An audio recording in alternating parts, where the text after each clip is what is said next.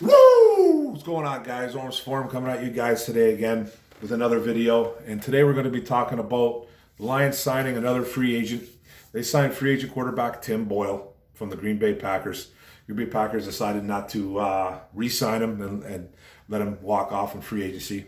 Now this kid's about 6'4", 230 pounds, at 26 years old. Now before I get into it, guys, don't forget to subscribe to my channel, hit the video button, get all my videos, and like and comment. It's all about likes and comments. Come out, anyway, negative, positive, we'll talk football. But let's talk about this kid, okay? Now when it comes to this kid, man, I know a lot of Lions fans are tripping a bit. I see it on social media. You get your my God, Brad Holmes is absolutely clueless. He doesn't know what he's doing. Why is he signing a guy like Tim Boyle? He's done nothing in the NFL.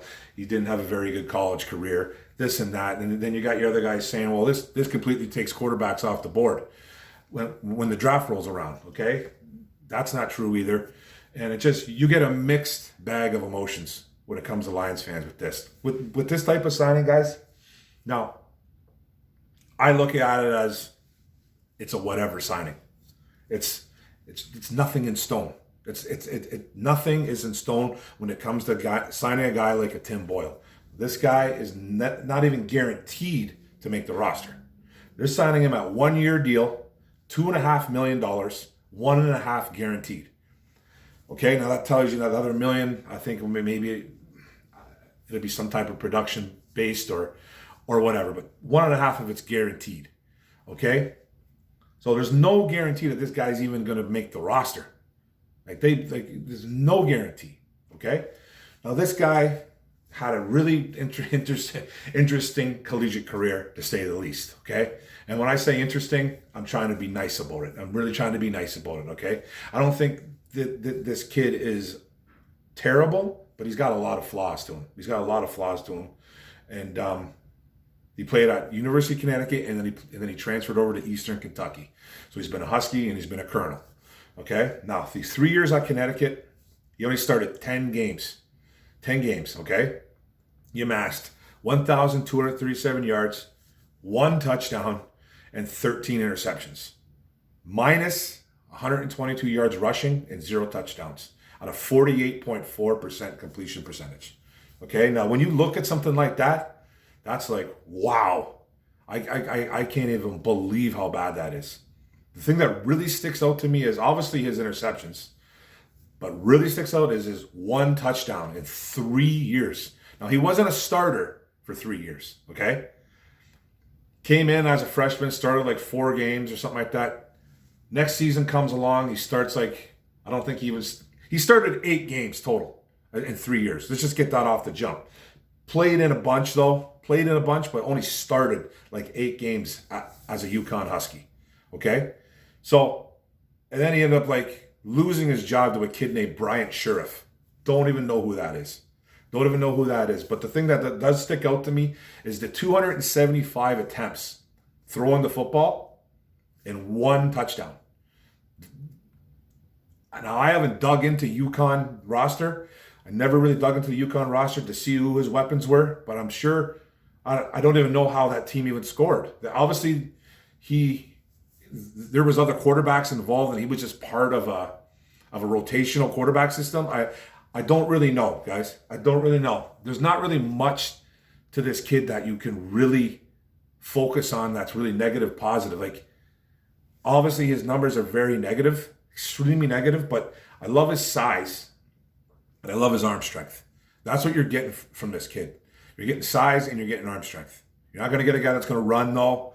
You're not going to get anything else. I don't really know his game. I don't really know what his game's about. All I know is that he's a kid known for his big arm. And he had a big arm in some of the games that he played in as a professional and as a college kid, but he didn't do much in college. But then he transferred over to Eastern Kentucky, okay, in 2016. Sat out 2016 because of football rules, NCAA rules, and then he ended up becoming the starter in 2017. Started 11 games as a Colonel. Okay, then he had a better year. 2,134 yards, 11 touchdowns, 13 interceptions again. So this kid throws a lot of picks. but at a 61.5% completion percentage, which is a lot better. He's a lot better. There was even guys, experts, back in 2018 when he was eligible to become professional and go to the NFL to fulfill his dreams.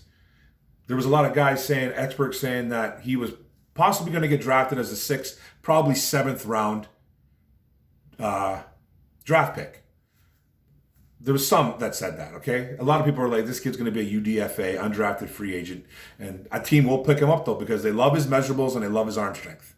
So that was it. And he had his pro day, and 2 teams only attended his pro day, which was Green Bay and Dallas.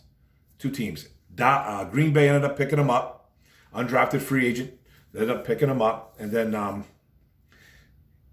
you know whose team he went on? Aaron Rodgers. He was never going to play, but he's thrown 4 passes as a Packer, completed 3 out of 4 for 15 yards at a 75% completion percentage. Don't even know why I said that, but he did. That's what he did. And then minus 16 rushes. Now a lot of those were kneel downs apparently.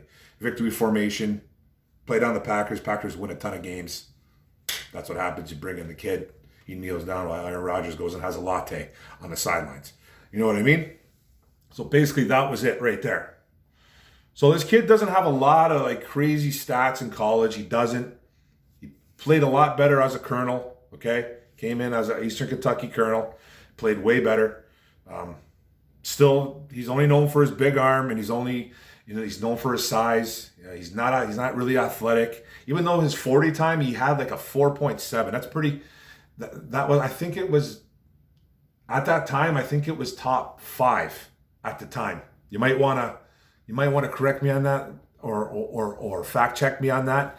But he did have a decent 40 time as a big kid, as a guy 6'4", 230 pounds. But he's not known for his speed. Like, he's not known to run with the football. But I guess he had a little bit of speed in that draft at that combine apparently. So, but it's, and then according to the Packers media, this kid had an excellent training camp last year.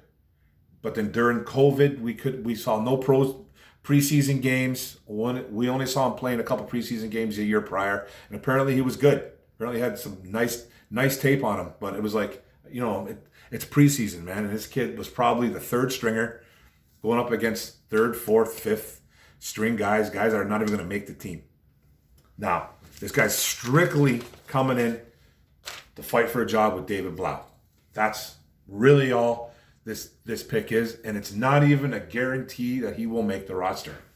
I don't know how many guys that they will carry. I don't know how many quarterbacks they will carry on this roster. I know in recent past, the Lions have only carried like 2 guys. They've only carried guys like, they carried Stafford, obviously, and then they had a backup, Chase Daniels, and then David Blau finally came on the scene, and then he was on there. So 2, 3 guys. I don't know how Dan Campbell likes to run his teams. Who knows if he'll carry 3 on a roster?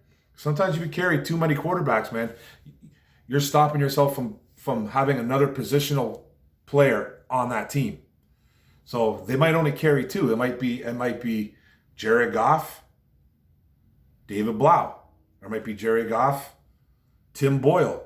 Or it might be Jared Goff and this new quarterback that could possibly come into town. So everybody has to just kind of slow it a little bit. It doesn't mean we're not drafting a quarterback. I almost think this is Brad Holmes playing chess. He's playing chess with teams. He's playing teams, man. Yeah, okay, I'm going to pick up a quarterback because it makes teams think, oh, maybe, you know what? Maybe they're not drafting a quarterback now. Maybe not. But we don't know. This is the beauty of it. This is the absolute beauty of it. We don't know. You know what I mean? So it's just anything could happen. We could be picking another quarterback at 7. Who knows? It could be dropping back. But it's signing like Tim Boyle, guys. It doesn't really play. It doesn't really show your hand. It just kind of makes people think, and that's good though. That's a good thing. It's not a bad thing. And the kid's known for his arm, and the kid's known for his size. So it's a kid that they can possibly groom to be a better quarterback in the future. Who knows? He's already learned from one of the best in Aaron Rodgers. So this kid's coming with a mindset. He's already coming in probably with a positive mindset. So that's what I like about it. And it's just, there's no guarantees, guys. So thanks for the video, guys. Thanks for listening.